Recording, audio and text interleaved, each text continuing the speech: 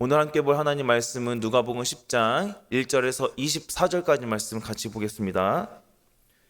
누가복음 10장 1절에서 24절까지 말씀 우리 함께 교독하겠습니다. 그 후에 주께서 따로 70인을 세우사 친히 가시려는 각 동네와 각 지역으로 둘씩 앞서 보내시며 이르시되 추수할 것은 많되 일꾼이 적으니 그러므로 추수하는 주인에게 청하여 추수한 일꾼들을 보내주소서 하라.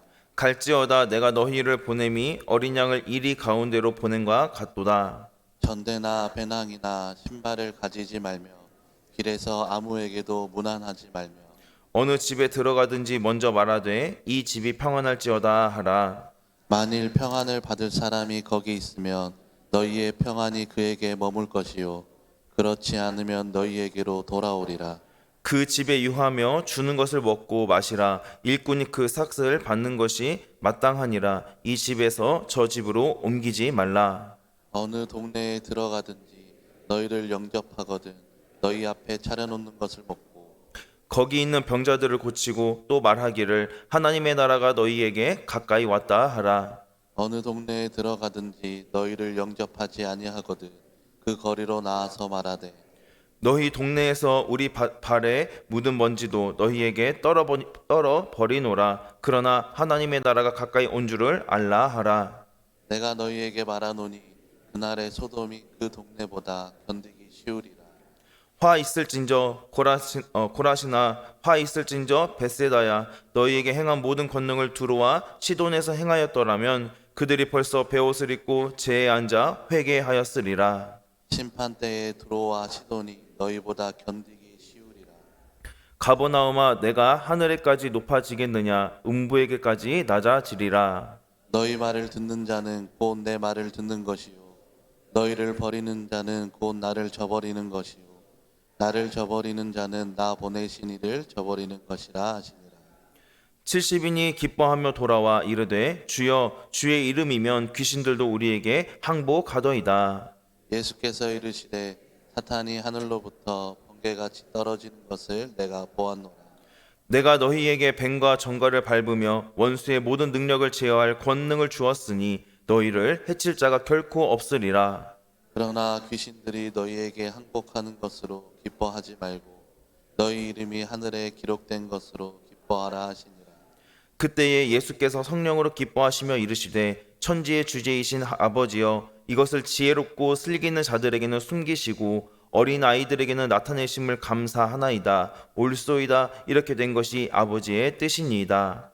내 아버지께서 모든 것을 내게 주셨으니 아버지 외에는 아들이 누구인지 아는 자가 없고 아들과 또 아들의 소원대로 계시를 받은 자 외에는 아버지가 누구인지 아는 자가 없나이다 하시고 제자들을 돌아보시며 조용히 이르시되 너희가 보는 것을 보는 눈은 복이 있도다.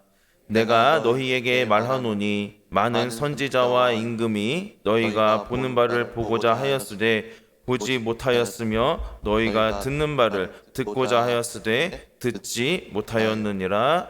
아멘. 오늘도 새벽을 깨워서 이 귀한 은혜 자리에 나오신 모든 우리 성도님들께 하나님이 주시는 은혜와 풍성한 복이 임하시기를 주님의 이름으로 축복합니다. 오늘 말씀의 1절을 보게 되면 그 후에라는 단어로 시작을 합니다. 이 직전의 내용을 보게 되면 9장에서 예수님은 사마리아 사람들에게 배척을 당하시고 그리고 그렇게 당하시게 되니까 제자였던 야고보하고 요한이 주님께 이들에게 그들에게 하늘에서 불을 내려서 이들을 멸하게 하면 어떻겠습니까? 라고 그렇게 말을 하니까 예수님이 제자들을 꾸짖으시고 다른 마을로 이동을 하십니다. 그리고 그곳에서 예수님을 따르기는 따르겠다고 하지만 가정과 관련된 일들을 해결을 한 이후에 주님을 따르겠다라고 걱정하는 자들이 있어서 그들에게 예수님은 그것은 사람들에게 다른 이들에게 맡기고 하나님의 나라를 가서 전파하라 라는 말씀을 하십니다. 그리고 오늘 본문의 이야기가 이어지게 됩니다. 방금 말씀드린 사건 이후에 예수님께서는 이제 제자들을 여러 동네로 동시에 보내시면서 하나님의 나라를 전파하게 하시는 그 그 사건 하시는 사건이 나오게 되는 것이죠. 앞에 우리가 앞서서 9장에서 봤듯이 1절부터 6절에 보게 되면 소개되었었던 그 여행의 채비와 방식이 오늘 본문에서도 주님께서는 한 번 더 말씀을 하십니다. 그리고 다른 복음서에는 기록되어 있지 않은 누가복음에 기록되어 있는 이 70명의 제자의 그룹이 또 등장을 하죠. 우리 1절 말씀 같이 한번 읽도록 하겠습니다. 시작. 그 후에 주께서 따로 70인을 세우사 친히 가시려는 각 동네와 각 지역으로 또 둘씩 앞서 보내시며. 아멘. 70명의 이제 제자들이 파송되는 이 사건에 대해서는 앞서서 9장에서는 12명의 제자들이 먼저 파송이 된 적이 있었죠. 그 이후에 더 큰 규모의 선교적인 파송이라고 그렇게 말을 할 수 있겠습니다. 왜 70명인지 의미는 여러 가지가 있습니다만 선교적인 의미로 보게 되면 전 세계를 향한 이제 복음의 전파의 상징적인 의미가 담겨 있다라고 그렇게 볼 수가 있겠습니다.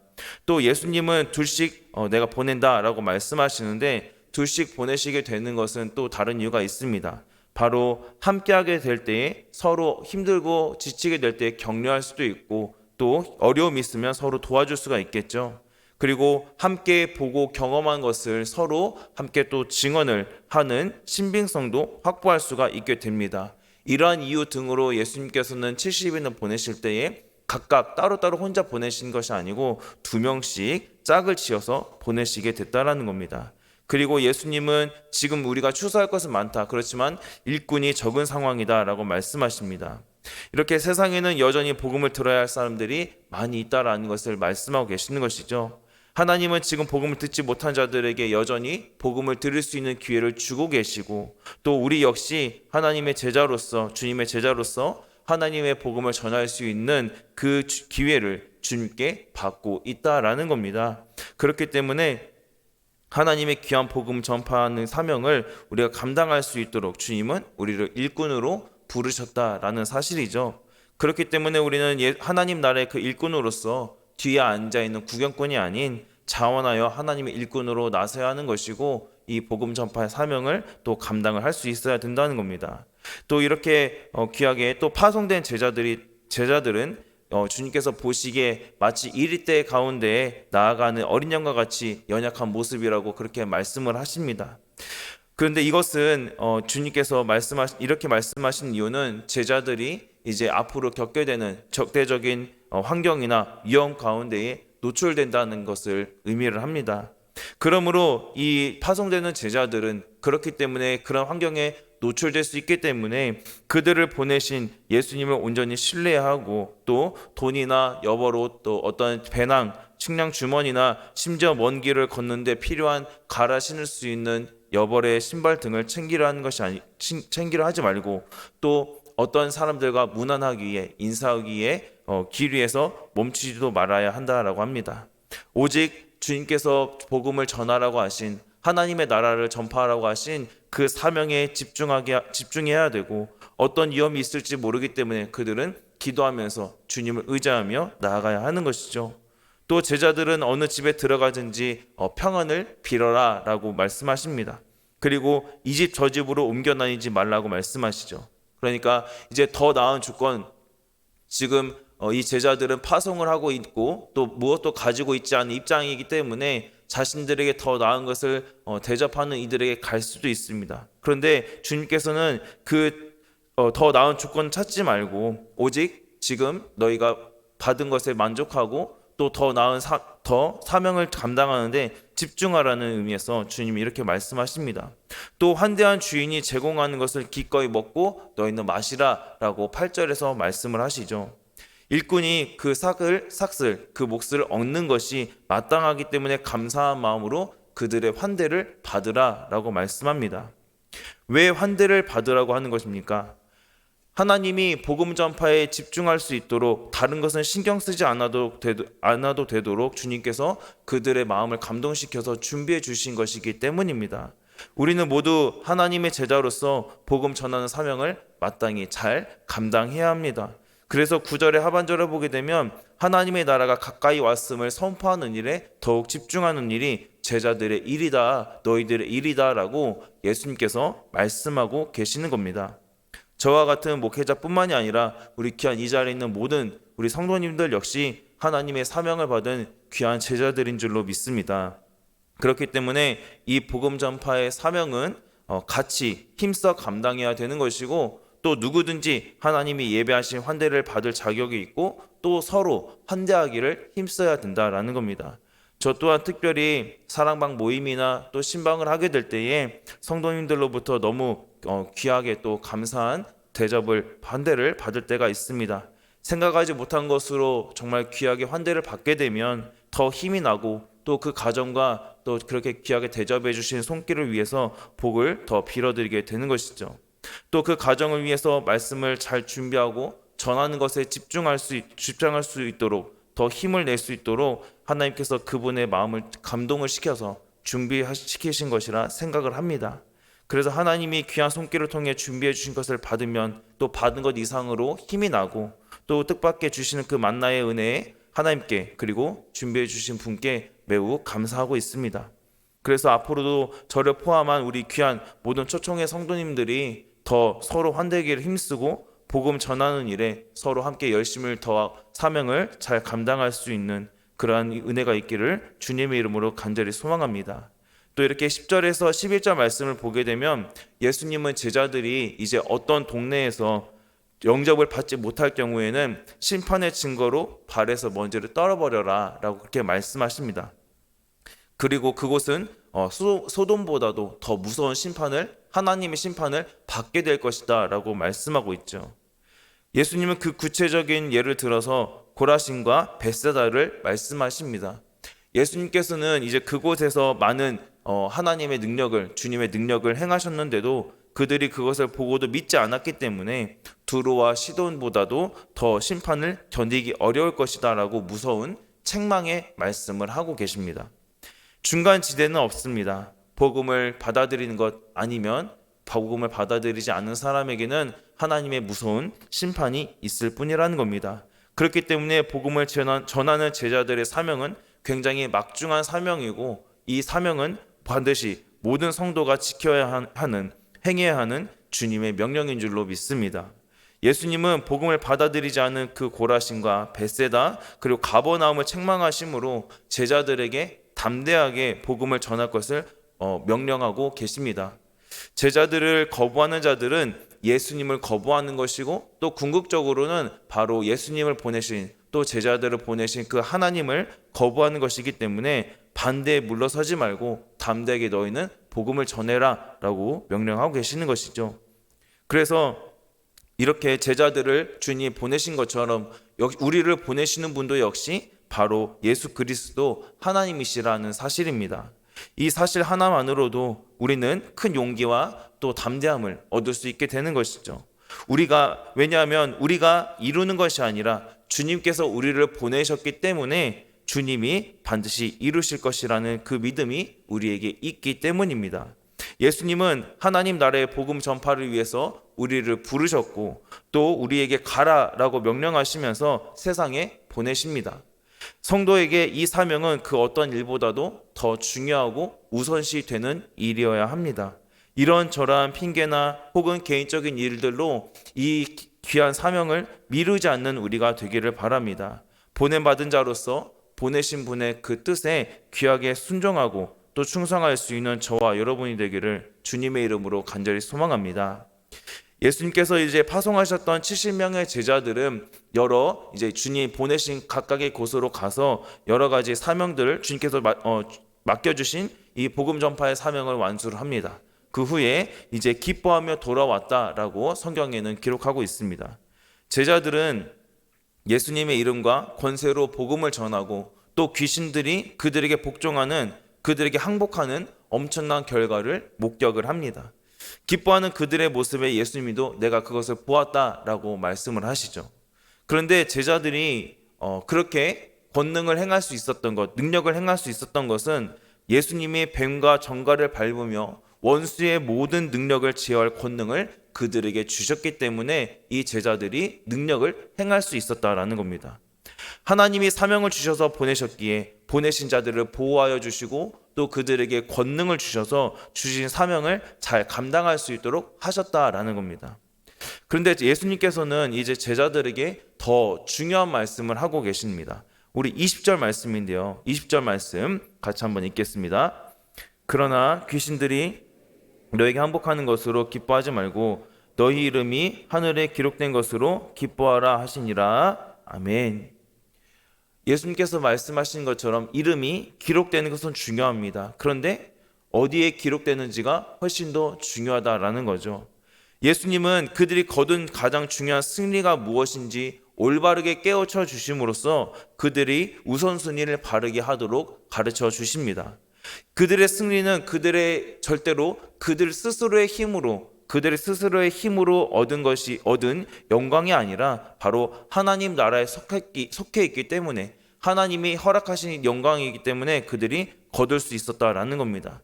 그래서 예수님은 제자들에게 이 사역의 성과보다 더 중요한 것은 그들의 이름이 바로 생명책에 기록된 것이 더 중요하다라는 사실을 예수님은 강조하고 계십니다.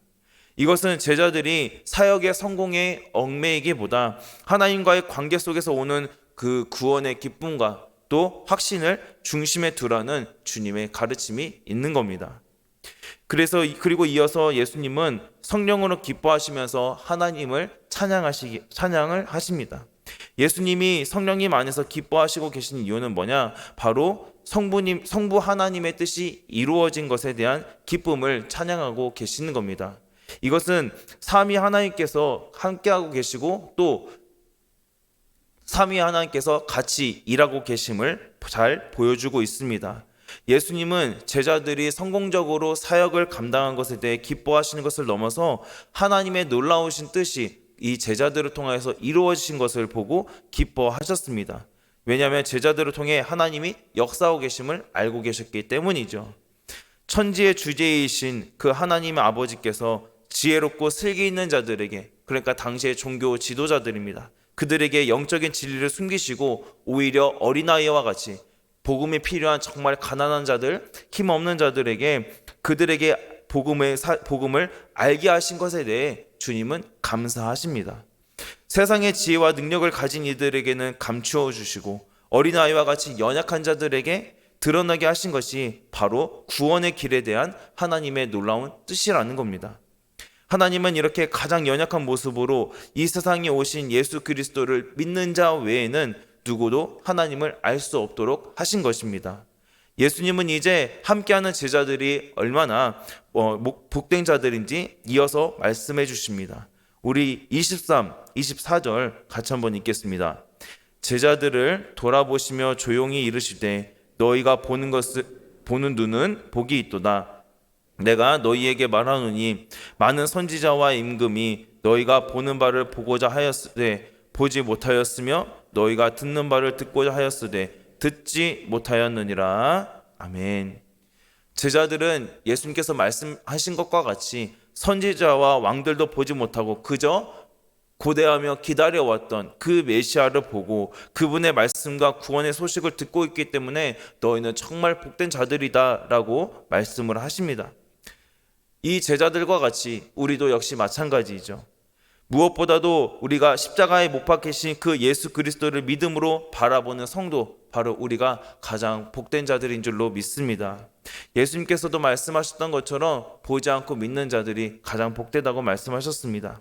이러한 믿음을 소유한 자들을 주님은 기뻐하신다라는 사실입니다. 그뿐만이 아니라 그 주님을 믿는 믿음을 가지고 주님이 주시는 그 사명을 잘 감당하는 것이 주님이 기뻐하시는 일이라는 것을 우리가 기억하고, 우리가 누리고 있는 이 복은 제자들이 누렸던 복보다 훨씬 더 큰 복을 누리고 있다는 그 사실을 여러분 기억하시고 믿으시기를 바랍니다. 말씀 맺겠습니다. 복음 전하는 일을 위해서 주님께서는 우리를 친히 제자로 불러주셨습니다. 제자인 우리는 하나님 나라의 복된 또 일꾼으로서 주님과 함께 동행하며 주님이 주신 그 복음 전파의 사명을 잘 감당해야 합니다. 이렇게 주님의 충성스러운 귀한 일꾼으로서 하늘나라의 생명책에 우리의 이름이 기록된 것을 보고 또 그렇게 기뻐할 수 있는 우리의 복된 믿음이 되기를 주님의 이름으로 간절히 소망하고 축복합니다. 하나님, 우리를 주님의 귀한 나라의 제자로 불러주심에 감사합니다. 주님의 제자인 우리가 오늘 말씀에 나온 제자들처럼 주님의 나라를 위하여서 복음 전파할 수 있도록, 복음 전파하는 데 힘을 쓸 수 있도록 주님께서 함께하여 주시옵소서. 무엇보다도 이 복음 전파의 일이 정말 주님이 우리에게 명령하신 중요한 사명임을 깨달아 알게 하시고, 우리가 복음 전파하는 일에 늘 최선을 다할 수 있도록 함께하여 주시옵소서. 무엇보다 하나님이 주시는 능력과 권능으로 주님께 충성을 다할 수 있는 우리가 될 수 있도록 주님 함께하여 주옵소서. 우리의 힘과 능력으로 복음을 전하는 것이 아닌 하나님이 주시는 지혜와 능력으로 주님이 전하게 하시는 입술을 통하여서 우리가 복음을 전할 수 있도록 주님 도와주시옵소서. 그래서 우리가 주님이 원하시는 대로, 원하시는 모양과 모습대로 최선을 다해 기쁨으로 사명 감당하는 우리가 될 수 있도록 함께하여 주시옵소서. 감사드리며 예수님의 이름으로 기도합니다. 아멘.